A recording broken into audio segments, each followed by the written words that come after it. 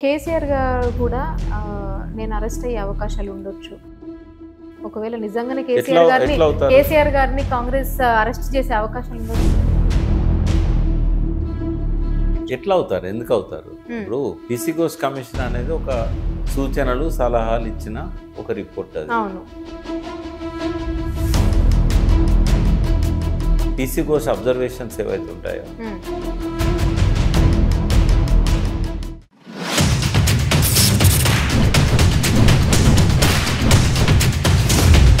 సరే, ఇప్పుడు కేసీఆర్ గారు కూడా నేను అరెస్ట్ అయ్యే అవకాశాలు ఉండొచ్చు అని అంటున్నారు. ఒకవేళ నిజంగానే ఎట్లా అవుతారు? కేసీఆర్ గారిని కాంగ్రెస్ అరెస్ట్ చేసే అవకాశాలు ఉండొచ్చు. ఎట్లా అవుతారు? ఎందుకు అవుతారు? హ్మ్. ఇప్పుడు పీసీ ఘోష్ కమిషన్ అనేది ఒక సూచనలు సలహాలు ఇచ్చిన ఒక రిపోర్ట్ అది. అవును. సూచనల మీద అరెస్ట్ చేస్తారా? ఏదైనా నేరం కేసీఆర్ చేసినట్టయితే పీసీ ఘోష్ అబ్జర్వేషన్స్ ఏవైతే ఉంటాయో హ్మ్.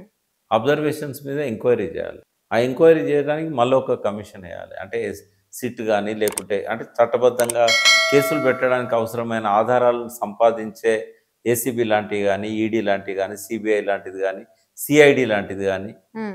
ఇప్పటివరకు కేసీఆర్ మీద ఒక్క అవినీతి ఆరోపణ మీద కూడా దరఖాస్తు చేయలేదు. ఇప్పటిదాకా ఎఫ్ఐఆర్ లేదు ఎక్కడ. హ్మ్. ఎట్లా అరెస్ట్ చేస్తారు? ఊరికే అవుతుందా? ఇవన్నీ కూడా ఏంటంటే అరెస్ట్లు అనేటివి రాజకీయంగా చేయొచ్చు. ఏ ఆరోపణ లేకపోయినా, ఏ నేరం చేయకపోయినా బట్టగాల్చి మీదేసి ఈయన తప్పు చేసిండని చెప్పి ఓ రాంగ్ కంప్లైంట్ ఒకటి తీసుకొని అరెస్ట్ చేయొచ్చు. బట్ అంత ఈజీగా జరగవు అరెస్టులు రాజకీయాలలో. ఓకే. ఉమ్. అంటే ఇదే అంశం మీద తుమ్మిడిహట్టి కానివ్వండి, మేడిగడ్డ కానివ్వండి, అసలు ఈ వివాదం కొనసాగుతుందా? అసలు ఏంటి ఈ స్టోరీ ఏంటి సార్? అంటే అన్నిటికి కూడా ఆధారాలున్నాయమ్మా. హ్మ్. ఒక మాటలో చెప్పాలంటే ప్రాణహిత చెవెళ్ళ ప్రాజెక్ట్ కట్టాలనుకున్నాడు కేసీఆర్.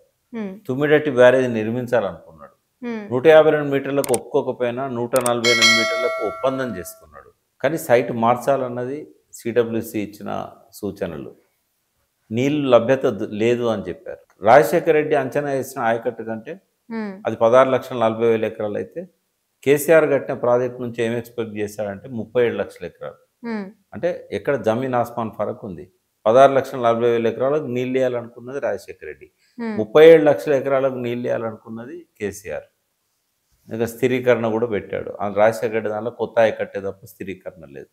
కొత్త ఆయకట్టు పెంచాడు 16,40,000 నుంచి 18,25,000. పాత ప్రాజెక్టులకు నీళ్ళు వస్తలేవు కాబట్టి వాటికి కూడా ఇవ్వాలనుకున్నాడు. హ్మ్. అంటే ఈ అన్నిటికి కావాలంటే ఒక 250, 300 టీఎంసీలు కావాలి. అంత నీరు తుమ్మిడాటి దగ్గర లేదు. 165లో కూడా 2 టీఎంసీలు మాత్రమే ఆడ అందుబాటులో ఉందని సిడబ్ల్యూసీ చెప్పింది.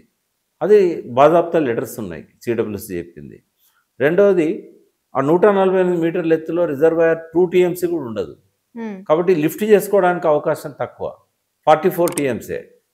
కానీ మనకు హైదరాబాద్కు మంచినీళ్ళు 30 టీఎంసీలు, ఎన్టీపీసీకి పరిశ్రమలకు 16 టీఎంసీలు, ఎన్ రూట్లో ఉన్న విలేజెస్కి 10 టీఎంసీలు.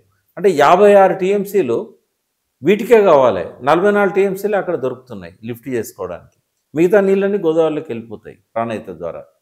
కాబట్టి నీళ్ళు సరిపోనప్పుడు మళ్ళీ 3 లిఫ్ట్లు కావాలి. 148 నుంచి 52 కో లిఫ్టు, 52 నుంచి ఎల్లంపల్లికి రావాలంటే ఇంకా 2 లిఫ్ట్లు. ఎట్లా 3 లిఫ్ట్లు అవుతున్నాయి కదా.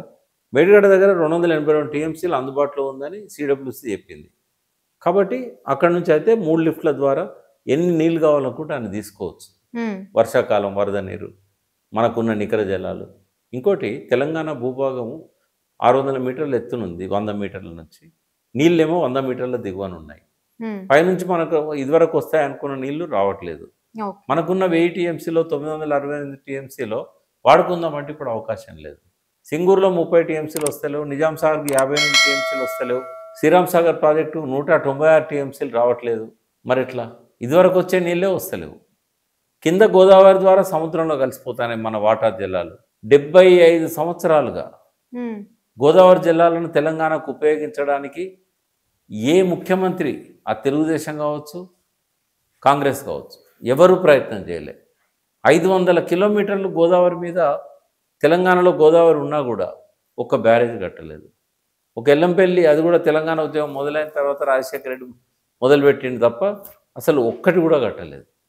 కాబట్టి వాళ్ళందరూ కూడా గోదావరి జిల్లాలను ఆంధ్రకు తీసుకుపోవాలని ప్లాన్ చేశారు తప్ప తెలంగాణకి ఇవ్వాలని ఏ ముఖ్యమంత్రి అనుకోలేదు. హ్మ్. ఒకే ఒక్కడు స్వాతంత్రం వచ్చిన తర్వాత తెలంగాణ ప్రజల బాధలను చూసి వాళ్ళకి నీళ్ళు ఇవ్వాలని కొంత ప్రయత్నం చేసింది వెంగళరావు.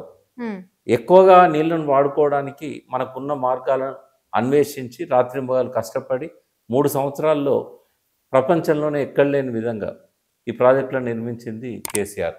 ఇలా వాళ్ళకి అర్థం కాకపోవచ్చు, లేదా రాజకీయ బురద చల్లడానికి కాళేశ్వరం కూలిపోయింది అనొచ్చు, ఇంకేదన్నా అనొచ్చు. ఉమ్. బట్ రేపటి తరానికి తెలుస్తుంది కేసీఆర్ చేసిన కాంట్రిబ్యూషన్ ఏందనేది.